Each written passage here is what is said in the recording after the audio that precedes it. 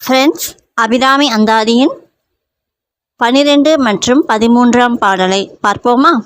12ஆம் பாடல். கண்ணியது உன் புகழ் கற்பது உன் நாமம், கசிந்து பக்தி பண்ணியது உன் இரு பாதாம் புயத்தில், பகல் இரவா நன்னியது உன்னை நயந்தோர் அவையத்து, நான் முன் செய்த புண்ணியம் ஏது என் அம்மே, புவி ஏழையும் பூத்தவளே. விளக்கம். என் அம்மையே, அபிராமி தாயே, ஏழ் உலகையும் பெற்றவளே, நான் எப்பொழுதும் ஊனுருக நினைவது உன் புகழே. நான் கற்பதோ உன் நாமம், என் மனம் கசிந்து பக்தி செய்வதோ உன் திருவடி தாமரை. நான் இரவென்றும் பகலென்றும் பாராமல் சென்று சேர்ந்திருப்பது உன் அடியார் கூட்டம். இவைகளுக்கெல்லாம் தாயே, நான் செய்த புண்ணியம்தான் என்ன? அபிராமி அந்தாதியின் 13ஆம் பாடல்.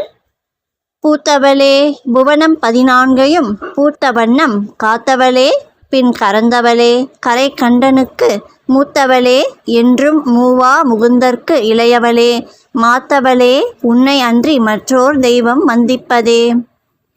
விளக்கம். உலகம் 14ஐயும் பெற்றவளே, எப்படி பெற்றாயோ அப்படியே உலகத்தை காப்பவளே, பின்பு ஏதோ ஒரு காரணம் கருதி உலகத்தை உன்னில் அடக்கி கொண்டவளே, கரை கண்டனுக்கு மூத்தவளே. ஆதிசக்தியிலிருந்தே சிவன், பிரம்மா, விஷ்ணு முதலானோர் தோன்றினார்கள் என்பது வரலாறு. என்றும் சீர் இளமை பொருந்திய திருமாலுக்கு தங்கையே, அருந்தவத்தின் தலைவியே, அபிராமி அன்னையே, உன்னையன்றி மற்றொரு தெய்வத்தை நான் வணங்கேன்.